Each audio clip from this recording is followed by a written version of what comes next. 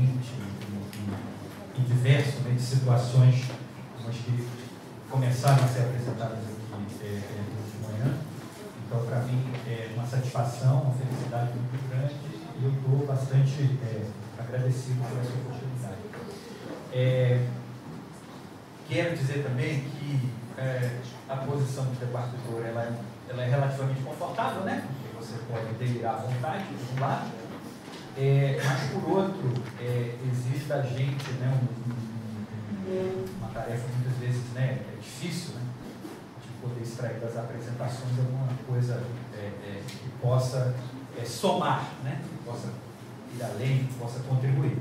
E eu quero desde já qualificar que quando eu estou nessa função, eu acabo assumindo um papel, e aí eu já estou fazendo uma atitude reflexiva em relação ao que eu vou falar, que é bastante reflexivo, né? E que procura fazer, costurar e ver elementos comuns, né, entre as apresentações. Evidentemente, eu não vou comentar a minha própria apresentação e ajudando, né, dada até a natureza, né, no qual a apresentação foi feita. Então, eu gostaria de destacar aqui, então, feitas essas considerações iniciais, e, bom, e necessariamente ela tem um caráter muito elíptico, né? Eu vou estar costurando coisas, né, não necessariamente na ordem que elas foram apresentadas, pela Ana Maria e pelo Eliane, né? E algo delirante, né? Porque eu vou propor coisas que talvez ou estejam embutidas e por estarem embutidas serem demasiadamente óbvias, né, para as próprias autoras dos trabalhos. E coisas pelas quais só eu tenho responsabilidade, né, do que eu vou falar. Então, acho que um primeiro ponto interessante que aparece na apresentação de ambas, e que ambas começaram, né, falando sobre isso, é de onde elas estão falando, né? Eu acho que muitas vezes a gente não presta a atenção devida a essas propriedades de produção, né, das autoras, das pesquisadoras, né? Então, quando a Eliane diz, né, que ela vai fazer uma apresentação a partir da posição dela como pesquisadora e atora do processo, né, ex-técnica e servidora da Fundação Florestal, né? Quando a Ana Maria menciona que ela fala a partir da atuação, né, do próprio ISO, então nós estamos aí diante de uma circunstância bem interessante, que eu acho que vai se repetir em todas as apresentações, eu intuo, de novos espaços aí de produção, né, de conhecimento que não necessariamente são a universidade, que são a academia, né, que são esses espaços híbridos, né, de múltiplos vínculos, né, de double binder, como diriam, né, no qual muitos de nós estamos vinculados, né? Então, acho que esse é um ponto importante, eu acho que ser destacado e talvez apareça nas outras apresentações. E, além disso, e já levando ao segundo ponto, quando a Ana Maria falou também que ela fala a partir, né, do lado, a partir desse espaço de mediação, de negociação, né, no qual a intervenção do Luísa quer se situar, mas também ela está falando a partir do Vale do Ribeira, né? Enquanto que, embora a Eliane não tenha falado isso, ela está falando a partir do litoral norte de São Paulo, né? E aí tem uma coisa importante, que daí derivam 2 ou 3 comentários, que eu vou tentar articular, que são os seguintes. O primeiro, e relacionado a isso, né, estou falando a partir do Vale do litoral norte de São Paulo, é a proliferação dos mapas, né? Eu acho que temos aí cientistas sociais, né, todo curso público, né, biólogos, né, operando com mapas, né, estruturas cartográficas, né, para usar uma expressão que você empregou durante a sua apresentação, né.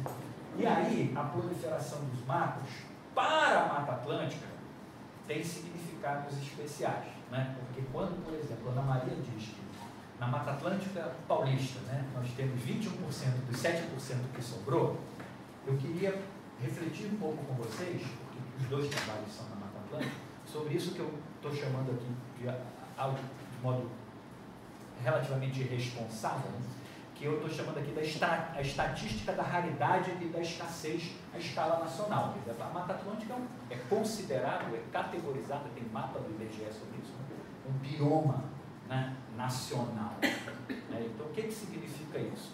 A gente está lidando, na escala das nossas intervenções, com 20% dos 7% que sobrou. Pensar sobre isso, né? Essa escala de escassez que se coloca em termos nacional, mas como é que é a escala do ecossistema efetivamente ocupado, transformado e habitado por esses povos e comunidades, né, que a gente está enfocando. Né? Então, a Mata Atlântica, ela aparece como um registro territorial para a gente que habita o país desse jeito, né? Em que tem a Mata Atlântica, em que tem o Monte Pascoal, que foi visto por, né, o cara lá da... Como é que chama aquele coisinho que a gente fica em cima do mastro? Do Mirante, da Caravela, né? Como paisagem fundadora, né, desse país que a gente vive. E tem esses registros territoriais, né, com os quais as pessoas operam a habitar os mundos delas. Né? Então, apresentar a Mata Atlântica nesses termos tem repercussões. Para a nossa análise, tem repercussões para a nossa intervenção. Nós, de fato, estamos, e legitimamente estamos preocupados com o destino desses 21% dos 7%. Né? Mas, como é que isso opera no registro dos habitares desses povos? Existe a Mata Atlântica como uma categoria a partir do que eles estão se situando? Tudo indica que sim, porque essas categorias, por sua vez, elas são transmitidas, elas são negociadas, elas são cristalizadas nas arenas de negociação política. Né? Então, eu queria falar sobre isso, né? Porque isso tem a ver com os mapas. Né?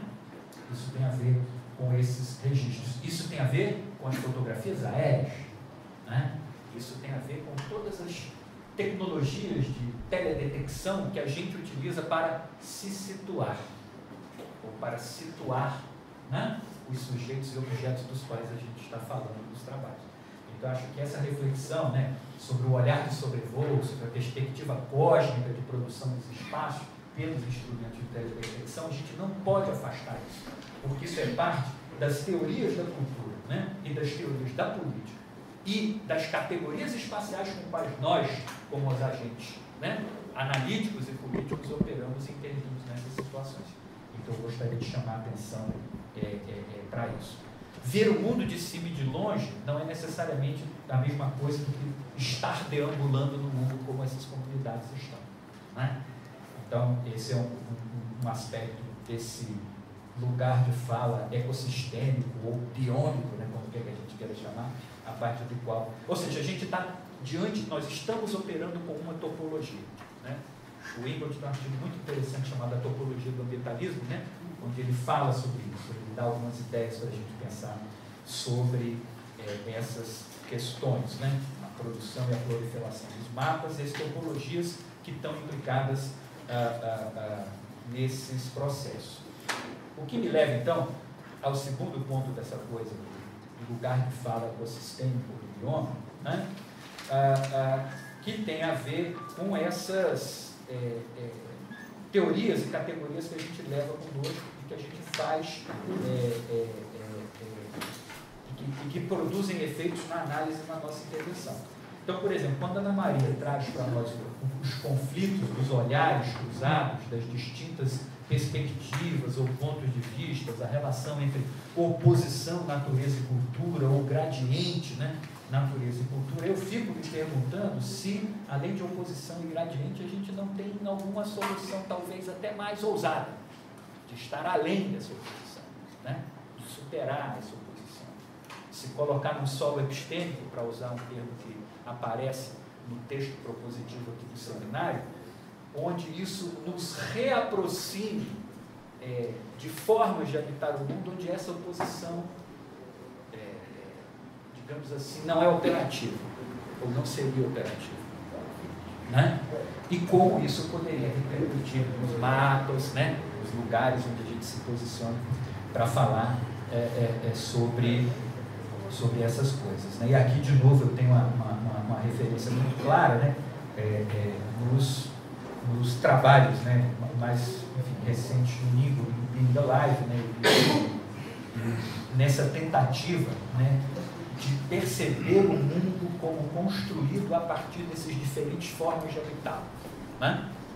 Então, eu acho que a gente deveria caminhar no sentido de tentar ver se, por exemplo, o mapa é um dispositivo que opera, por exemplo, nas próprias categorias da percepção, né, nas próprias formas de habitar desses grupos. Né? se temos alguma teoria figurativa, por exemplo, alguma prática figurativa desses grupos, que nos ajudariam, talvez, a entender de um modo melhor, mais denso, os sentidos e as percepções que estão ali empregadas. Bom, mudando agora de eixo, a questão da política, né? A dimensão dos processos decisórios, das arenas de negociação que aparecem muito fortemente, né? Diálogo, né? Negociação, conselhos, comitês, câmaras técnicas, né? A proliferação também desses espaços de mobilização e de articulação entre atores, né? Na apresentação da Eliane fez menção, referência, né, à análise situacional, a noção de arena, né, de Orston, né, e eu queria até, por razões de ordem comparativa, né, colocar aqui uma outra referência, né, com a qual, por exemplo, nós do IEB trabalhamos, 5 minutinhos, beleza, com a qual nós do IEB trabalhamos, né, que é derivada das concepções do Habermas, né, em torno de espaço público. Então, lá no IEB, eu nem sei se a gente trabalha mais com isso, para falar a verdade. Mas durante muito tempo a gente trabalhou com uma noçãozinha que a gente criou lá, a partir desse que eu chamo desse habermasianismo poliana, né? Vamos sentar todos, conversar, né? Equacionar nossos interesses e tal, como se as relações de poder pudessem ser de fato equacionadas nessas esferas, né? Que é o que a gente chamou de espaços públicos socioambientais, né? Onde então inserir uma categoria, o ônibus aí, onde entraria todas essas câmaras, conselhos, comitês, né? E arenas de negociação. E a gente assume lá no IEB uma postura talvez muito similar à postura que a Ana Maria descreveu aqui para a atuação, né, do ISA nessa região. Uma postura de efetivamente criar a possibilidade da negociação, né? Abrir o espaço para o diálogo e para concertação de interesses. A gente usa até uma ferramenta bastante careta para fazer isso, que é a famosa stakeholder analysis, né? Que é o diagnóstico político institucional. Um pouco aquele desenho que a Eliane apresentou, né? Tem o conselho, né? do núcleo psicoada, todos aqueles atores, a câmara técnica, né? Ali dentro, né? Mas aí, de novo, assumindo uma atitude reflexiva face a isso, quer dizer, qual é a teoria da política que está por detrás disso? Qual é a concepção que a gente faz desses sujeitos como atores políticos, quando a gente traz essa ideia ou do espaço público ou da arena, né, com as suas devidas distinções, né? Eu fiz uma anotação aqui, né? A democracia como um horizonte normativo para nós como atores. A gente acha que é por aí mesmo, né? Porque a alternativa para isso, na nossa leitura, é o conflito, o confronto aberto, é a briga entre as instituições, né? E aí tem a cultura política que as instituições trazem consigo. Eu volto e meio conto aquela historinha, né, de que quando eu cheguei em Brasília a primeira vez, tem o Parque Nacional do Brasília, tem a zona de uso público, né, que é chamada lá de água mineral, né, e que as pessoas não se dão conta, né, de que estão na zona de uso público de um parque nacional e chamam, portanto, Parque da Água Mineral. Faz uma junção no negócio só. E a primeira vez que eu fui lá, fui de carro e tal, paguei, aí você entrava de uma placa imensa assim, você está entrando em uma unidade de conservação do IBAMA. Na época não tinha isso aí. Então não é uma unidade de conservação que é minha, que é sua, que é pública, né? É uma unidade de conservação, então esse patrimonialismo estatal, né? São as unidades nos pertencem e tal, que vale para a FUNAI também, e tal. Então, mais ou menos, eu acho que esse é um aspecto importante, né, da discussão política e da teorização da teoria política que estão por detrás desses espaços, e que são as nossas, no final das contas, né, em certa medida. E que meio que define o lugar onde esse diálogo e essa negociação vai se dar.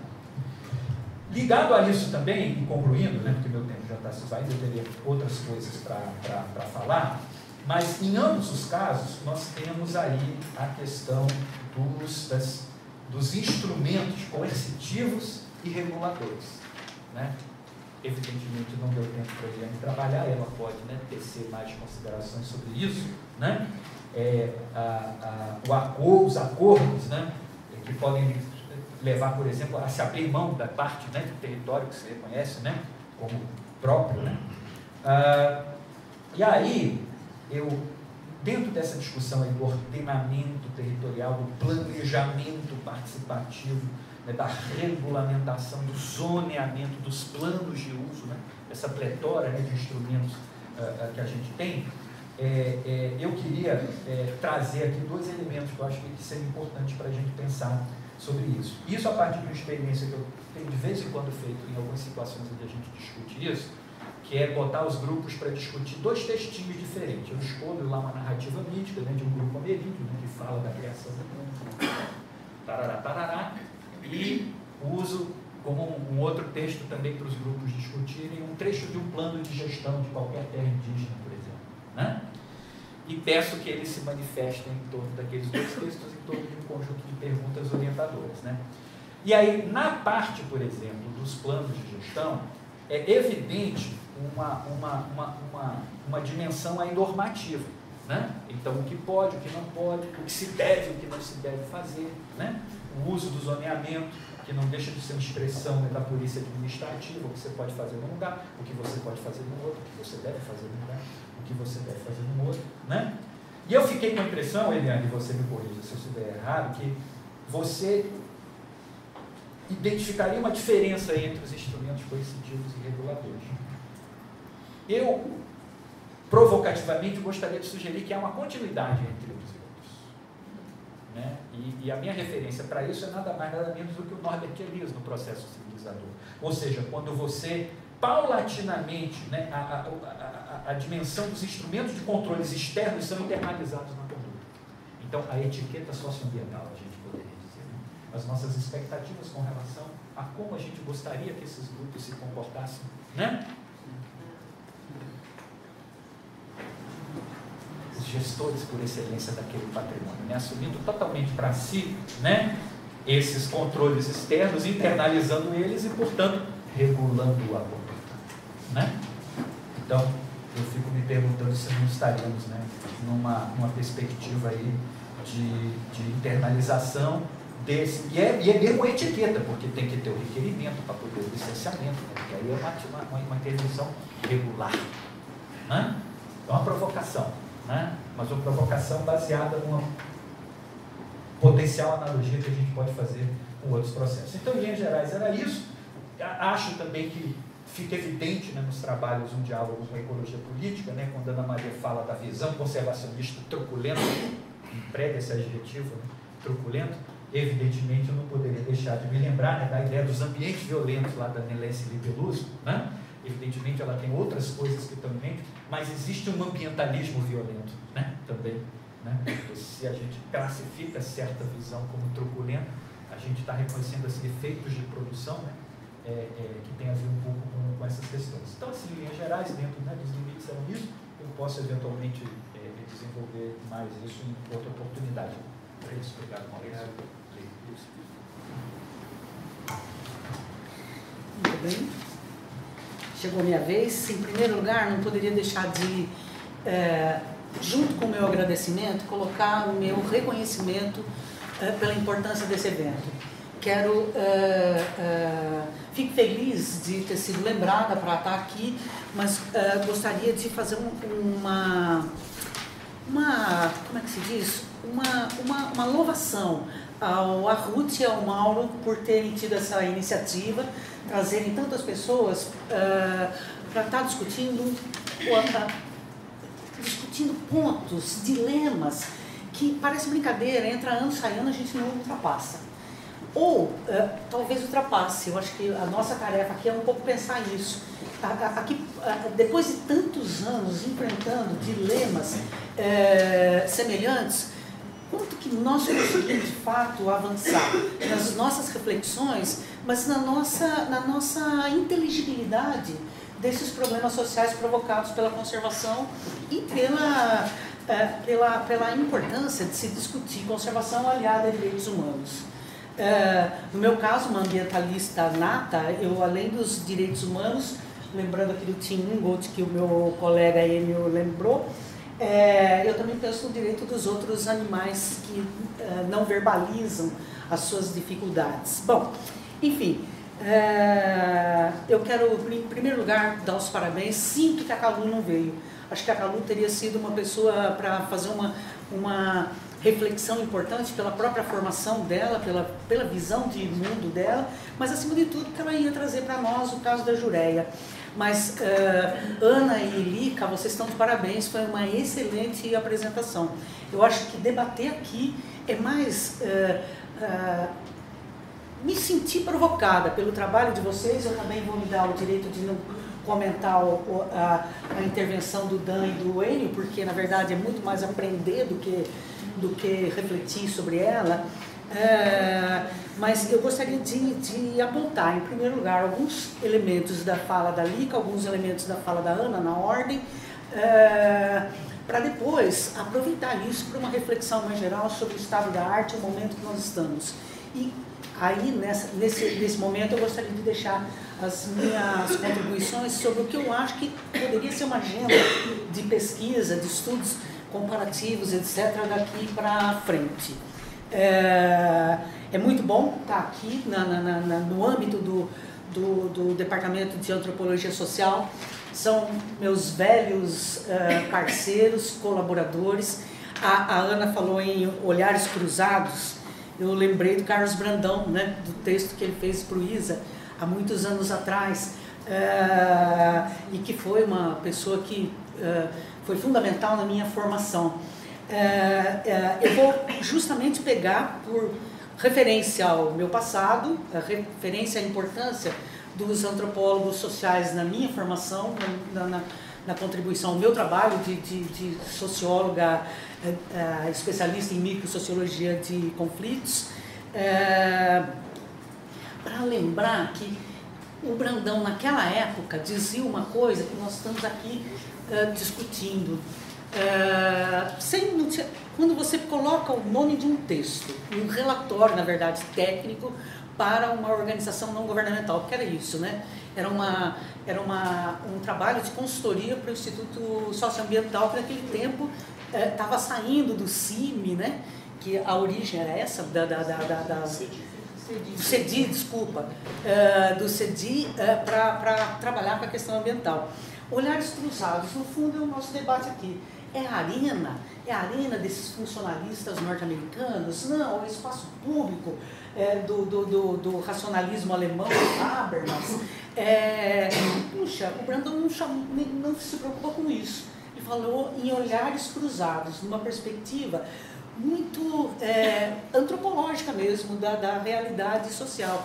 Nós estávamos lá no Vale do Ribeira, naquela época eu participava, eu coordenava um projeto temático da FAPESP, o Floresta e Mar, naquela região,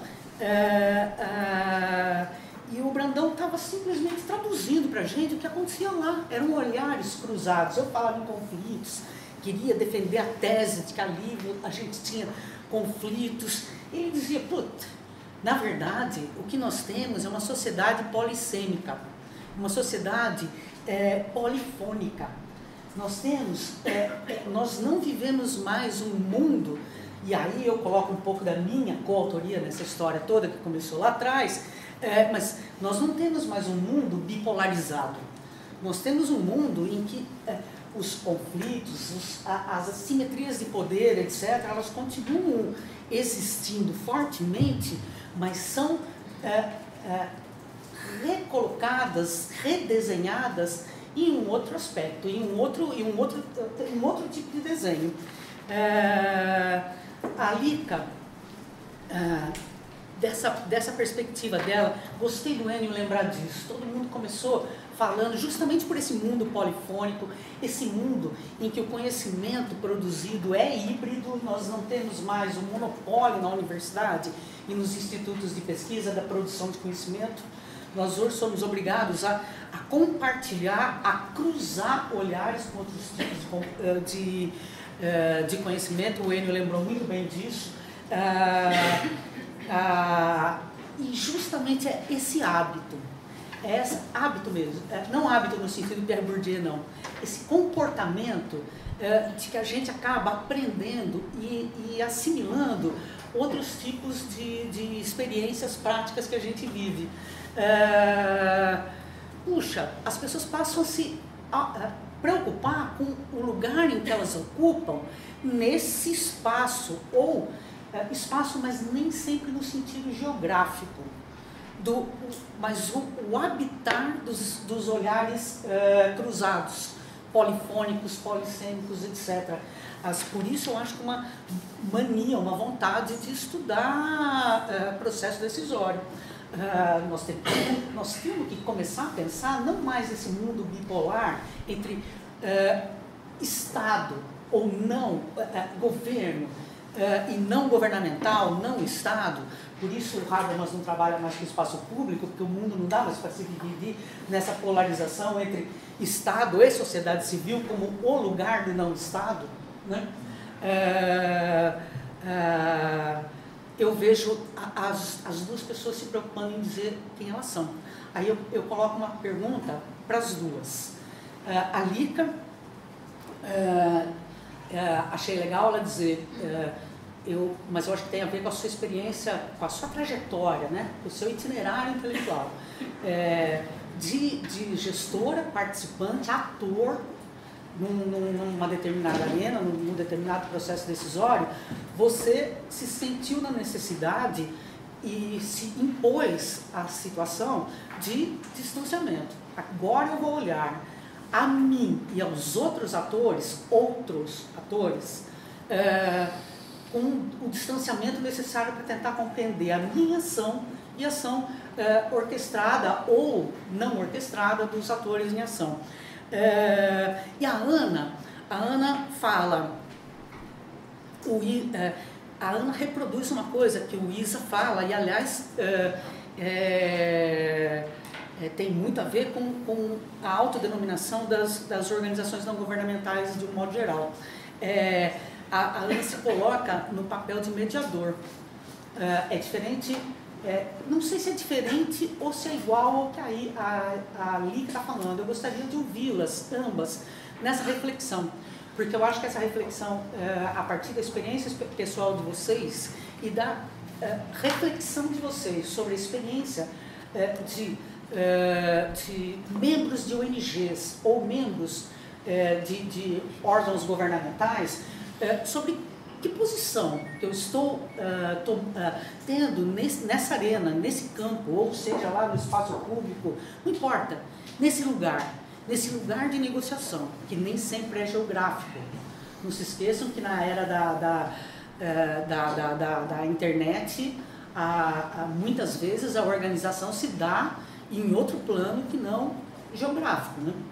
Um dos grandes temas hoje de quem trabalha com movimentos sociais puxa vida, será que a mobilização pela internet, ela de fato, ela leva a mudança, ou ela só leva a mudança se as pessoas em algum momento se encontrarem no espaço geográfico da Avenida Paulista, ou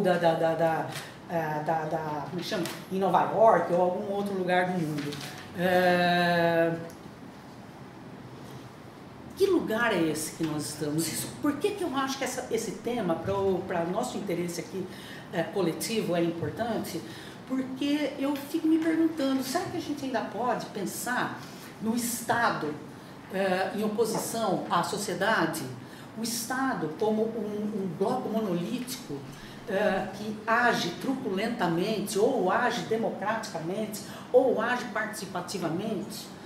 Ou o Estado não seria uma arena de atores, de atores no sentido tanto individual quanto coletivo? Atores que, bem intencionados, mal intencionados, graças a Deus não sou padre, nem tenho nenhuma pretensão de ficar julgando alguém, mas pessoas que estão em ação, ou em organizações não governamentais. Será que há tanta diferença? Porque eu vejo muita gente, principalmente nesses últimos anos do governo